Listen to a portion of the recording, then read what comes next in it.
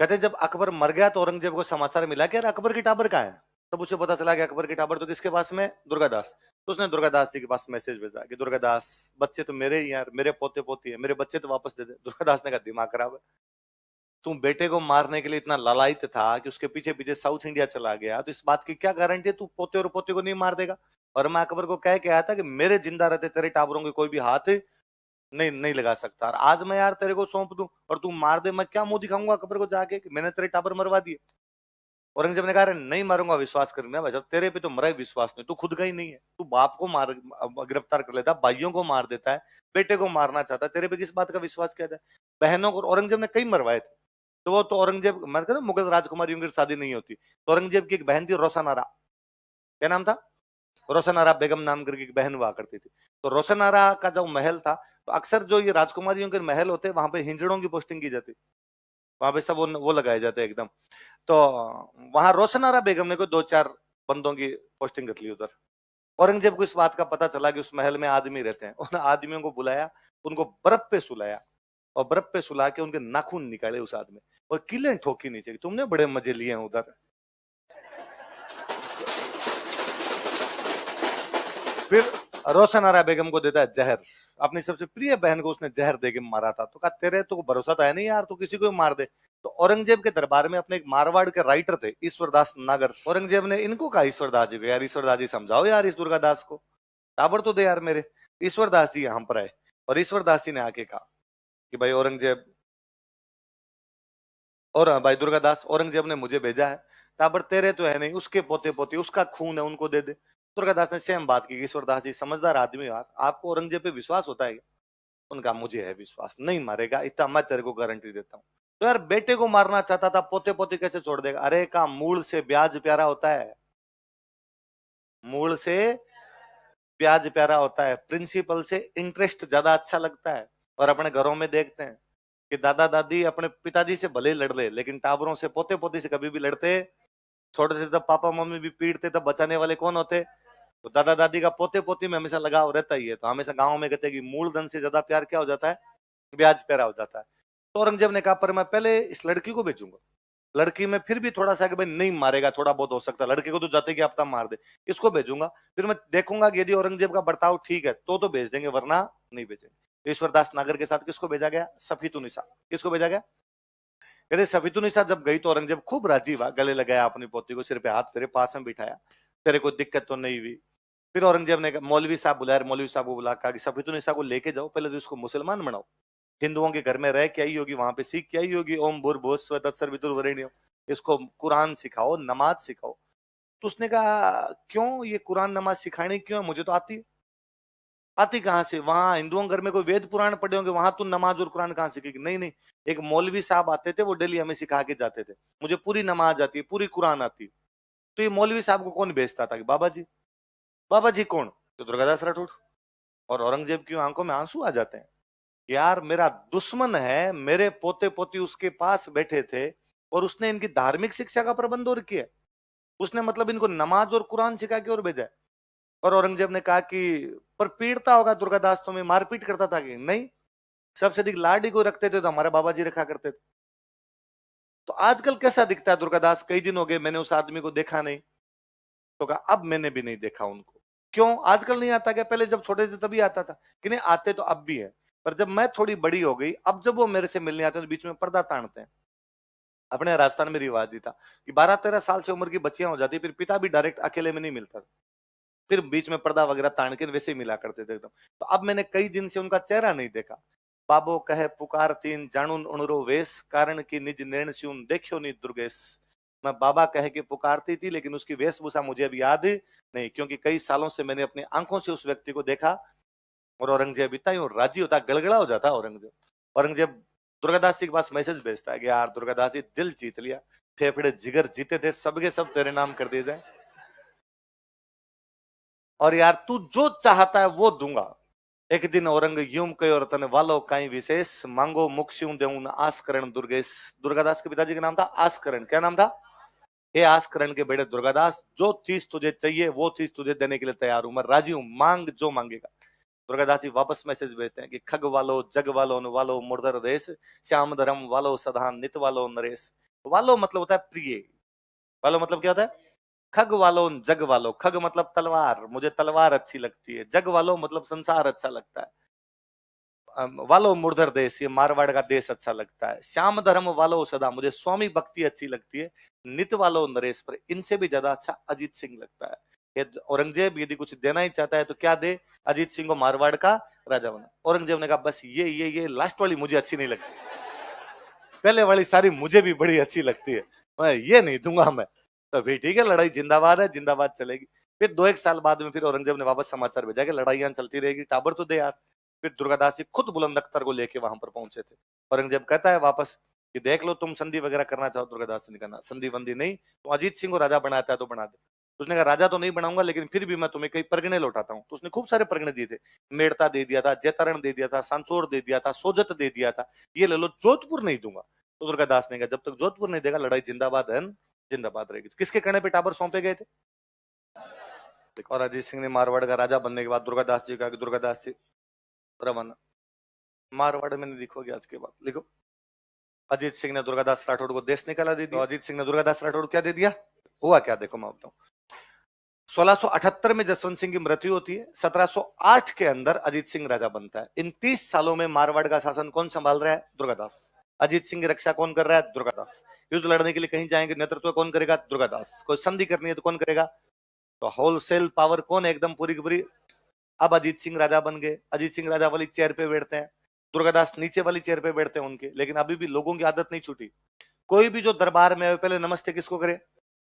कोई भी स्वीकृति लेनी हो, परमिशन लेनी हो कि साहब सेना लेके जानी, पहले दुर्गादास से पूछेगी, दुर्गादास जी वो सेना लेके जाना, अरे अरे हाँ सर अजीत सिंह जी आप बताओ लेके जाएंगे नहीं जाए। अजीत सिंह को बुरा लगने लग गया। हो सकता है राजा मैं हूं तो मेरे से पूछो यार, फिर अब दुर्गादास जी से क्या पूछना है। और अजीत सिंह ने 2-3 बार दुर्गादास जी को कहा कि बाबा जी अब आप दरबार में मत आया करो। अरे तुम पढ़ ले रहे, तेरे पास ये मोबाइल औरंग पास है नहीं, क्या आप दरबार में मत आया करो। और आप दरबार के अंदर जब आते हो तो मुझे अपने संघर्ष के दिन याद आ जाते हैं, और मुझे लगता है अपने कैसे संघर्ष किया था। अब आपकी उम्र होगी, घर पे बैठ के राम राम किया करो। पर दुर्गादास जी भी इन बातों को समझ, दुर्गादास जी दिल्ली लठ लेके एकदम तैयार। कई दिन दुर्गादास जी जब घर गए तो अजीत सिंह ने उनके लिए मदिरा भेजा। क्या भेजा? एक नौकर आया अजीत सिंह, और उसने दुर्गादास जी को कहा कि दुर्गादास जी अजीत सिंह ने आपके लिए क्या भेजा है? मदिरा। क्या शब्द क्या लिखा मैंने? मत रहो, मती रहो, मत या मत रहो। उसने बोल के अपने मुंह से वैसे नहीं कहा आप निकल जाओ, उसने केवल मतीरा भेजा था, सिंबल ही भेजा था। और उसका संकेत यही था कि अब मैं आपको मारवाड़ में देखना। दुर्गादास जी भी समझते थे कि यार फालतू में क्यों रहना आपने। दुर्गादास जी ने काला घोड़ा लिया, काले कपड़े पहने, यहाँ से मेवाड़ चले गए। कहां चले गए? मेवाड़ चले जाते हैं यहाँ से। तो दुर्गादास जी को देश निकाला दे दिया गया था। उसके बाद दुर्गादास जी वापस आते हैं एक बार यहाँ पर बीच में इधर, पर वो मारवाड़ नहीं गए, बाद में उधर मेवाड़ ही रहे थे। मेवाड़ में अमर सिंह सेकंड राजा थे उधर, उन्होंने बाद में उनको जागीरें वगैरह दे दी। संग्राम सिंह बन गए थे तब तक राजा, संग्राम सिंह ने उनको जागीरें वगैरह दे दी थी, वहीं रहते थे। लास्ट में चले गए थे उज्जैन। कहाँ चले गए? और वहां उज्जैन में बाद में उनकी मृत्यु वगैरह। ठीक है, यहाँ इसमें अजीत सिंह में एक बात और लिखते हैं। एक दिन दुर्गादास जी अपने लुणेवा गांव के अंदर खड़े थे, कुछ ऊंट खेतों के अंदर घुस गए। ऊंट जा रहे थे रास्ते रास्ते, चराने वालों का कोई पता नहीं, ऊंट बेचारे चल चलते खेतों में घुस गए। खेतों में घुसे तो दुर्गादास जी और बाकी जो किसान थे उन ऊंटों को बाहर निकाल रहे। इतने में उनको चराने वाले आ गए। तो चराने वालों ने आगे किसानों का ये क्या तरीका है, तुमने ऊंट बाहर क्यों निकाले? किसानों ने कहा यार चोरी और सीनाजोरी, ये बात तो हमें तुमसे कहनी चाहिए कि तुम कहाँ रह गए थे, जो तुम्हारे ऊंट हमारा खेत खा गए, और उल्टा तुम कह रहे हो बाहर क्यों निकालेंगे? खेत खाएंगे तो क्या करेंगे इनको, बाहर नहीं निकालें तो? उन्होंने कहा तुम जानते नहीं किसके ऊंट है, और तुम जानते नहीं हम किसके आदमी है। तुम ये धमकियां देनी बंद करो, ऐसे हमें हमारे खिलाफ ऊंची आवाज में बात नहीं कर सकते। ये भारत में हर तीसरे आदमी का डायलॉग है ना। पुलिस वाले पकड़ लेते हैं भैया बिना हेलमेट के, किसी को पकड़ लिया तो बंदा कहता तू जानता नहीं है मैं किसका आदमी। मुझे लगता है पुलिस वाले भैया को उत्तर दे देना चाहिए कि आदमी केवल लुगाई का होता है। तो तेरी लुगाई का नाम बता दे, क्या हमें तो क्या पता तेरी लुगाई कौन है। पर भारत में हर आदमी धमकियां ऐसी देता है। उन्होंने कहा तुम जानते नहीं हम किसके आदमी, हम महाराजा जसवंत सिंह के आदमी है, और ये महाराजा जसवंत सिंह के ऊंट है। दुर्गादास ने कहा सुनो रे, ये खेत है ना महाराजा जसवंत सिंह के बाप के नहीं है, हमारे हैं, और हमारे खेत में कोई घुसेगा तो मारे जाओगे ऐसे। तो उनसे दुर्गादास के और उनके बीच में थोड़ा बहुत तुम तुम्हें में होता। दुर्गादास एक को तलवार निकल के मार देते, दूसरे वाले हाथ में चपले हाथ में ली वहां से। दूसरे वाला जसवंत सिंह जी के दरबार में गया, उसने कहा साहब हम तो रास्ते रास्ते जा रहे थे ऊंट लेके, एक लड़का खड़ा खड़ा आपको गालियां निकाल रहा था, हमने जाकर राजा है राजा को गालियां नहीं निकालते, तो उसने और गालियां निकाली, और हमने जब विरोध किया तो उसने एक बंदा मार दिया और मुझे भाग के आना पड़ा। जसवंत सिंह ने कहा मेरे राज्य में कोई मुझे गालियां निकाले, मेरे बंदों को मार दे, पकड़ के लाओ रे। अगले दिन दरबार में जसवंत सिंह जी बैठे हैं, पास में मंत्री संतरी, आस्करण जी एकदम पास में बैठते हैं, दुर्गादास को पकड़ के लेके गए वहां से। अच्छा, आस्करण जी ने बता नहीं रखा कि मेरा एक रानी एक बेटा और है, जानकारी भी नहीं दे रखी कोई। जाते पूछा क्या नाम है तेरा, तो दुर्गादास, पिताजी क्या नाम है, उसने कहा जो इधर बैठे हैं ये कौन है। जसवंत सिंह ने आस्करण की तरफ देखा तो आस्करण जी ने नीचे कर दिया। कहा साहब कई बार ऐसी औलाद पैदा हो जाती है, मैं तो इनको साथ ही नहीं रखता, ऐसी इसकी मम्मी है, ऐसा ही ये, जो दंड देना वो दो, आपको खुली छूट है। और ऐसे खुली छूट वाले डायलॉग आप में से जो जो गांव के अंदर पड़े हैं,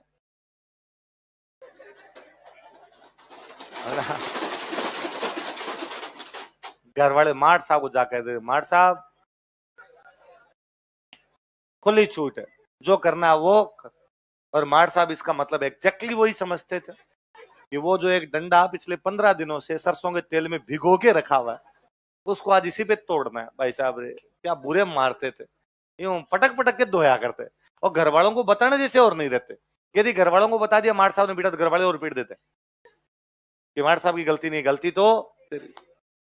आजकल जब मैं देखता हूँ कि घर वाले कितना प्यार करते हैं, माठ साहब थोड़ा सा भी कुछ कह दे तो घर वाले जाकर गला पकड़ लेते हैं, माठ साहब हमारे बच्चों को ऐसे कैसे कह दिया। माठ साहब थोड़ा सा भी कोई कह दे तो पुलिस थाने में जाके मुकदमे दर्ज करवा दिए जाते हैं। तो मुझे लगता है यार इस हिसाब से यदि मुकदमे दर्ज होते हो तो अपने तो सारे माठ साहब और माँ बाप दोनों जेल जाए। मैं तो कह रहा क्या पता कितने मुकदमे दर्ज करवा दो उनपे।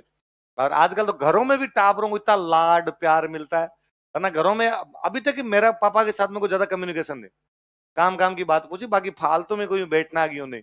फोन भी आए तो मैं सोचता हूँ वो रख दे, वो सोचते हैं मैं रख दूं, ज्यादा क्या बात की जाए आपस के अंदर। यहाँ बच्चों को देखते हैं, एक तो ये मुझे बड़ा जोरदार लगता है कि आजकल मम्मी पापा बच्चों को आप कहते हैं, आप इधर हो, आप आज कहाँ गए थे। मुझे लगता मेरे पापा कभी मुझे आप कह दे मैं हार्ट अटैक से मर जाऊं। मैं ये नहीं हो सकता, पापा में कोई दूसरी छाया आ गई होगी, ओपरी आत्मा बोल रही है, ऐसे कैसे हो सकता है कि पापा आप कह दे। यहाँ टाबर यूं पापा जैसे आते हैं बाहर गले जाके लगता है डैडी आ गए डैडी आ गए। हम यार अपने सिस्टम में लगता पापा अंदर अपने बात अपने अंदर तो दो डॉन एक साथ नहीं रह सकते ऐसा। घर के अंदर एक ही आदमी का राज चलेगा, सीधी सी बात है। तो आस्करण जी ने कहा दुर्गादास के बारे में खुली छूट है, जो करना वो करो। और जसवंत सिंह ने पूछा कि अरे क्यों मारा रहा कल मेरे उस आदमी को। अब दुर्गादास तो कहे नहीं साहब हमने नहीं मारा, हम तो अपने खेतों में खड़े थे, इन्होंने ऊंट घुसा दिए थे। वो बंदा कहे नहीं साहब ये तो गालियां निकाल रहे थे। और जसवंत सिंह समझदार आदमी थे, उनको थोड़ी देर में समझ में आ गई बात कि यार गलती अपने आदमियों की। तो जसवंत सिंह ने यूं कहा कि यार कैसे मारा था उस आदमी को। तो और दुर्गादास की दूसरे वाले पे आंख थी पहले दिन से, और तलवार पास में ही थी, उसने दूसरे वाले की गर्दन वहीं उड़ाई, कही ये रिप्ले ये।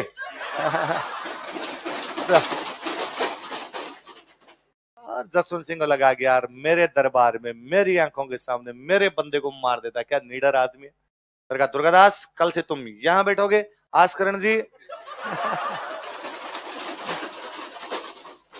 ये दुर्गादास मात्र 20 साल की उम्र में धर्मत का युद्ध लड़ते हैं। कौन से युद्ध में लड़ते हैं, कहते धर्मत के युद्ध में जसवंत सिंह एक तरफ लड़ रहे थे, उन्होंने देखा कि दुर्गादास लगातार काटता पीटता जा रहा है, 4 घोड़े कट गए उसके, वो 5वें घोड़े पे चढ़ के लड़ रहा था। तब जसवंत सिंह ने कहा वो कौन है उधर लड़का लड़ रहा है, कहता वो आस्करण जी वाला दुर्गादास है। तब जसवंत सिंह कहते उसको बाहर निकालो, उसको नहीं लड़ना, मैंने देखा यार 4 घोड़े कट गए फिर भी वो अंदर ही अंदर घुसा जा रहा है, उनके बाहर निकालो, ऐसे लोगों के आगे आवश्यकता पड़ेगी। कितना दूरदर्शी आदमी रहा होगा वो। फिर जब वहां काबुल गए थे, और काबुल में जब जसवंत सिंह वहां मरता है तो भी दुर्गादास को कह के जाते हैं तो दुर्गादास जी अब मारवाड़ आपके हवाले है, आपको मारवाड़ का ध्यान रखना है।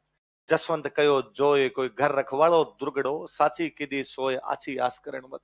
जसवंत ने ढूंढ के कहा था कि आज के बाद घर की रखवाली कौन करेगा। उसने एक दिन नहीं 30 साल तक रखवाली की थी।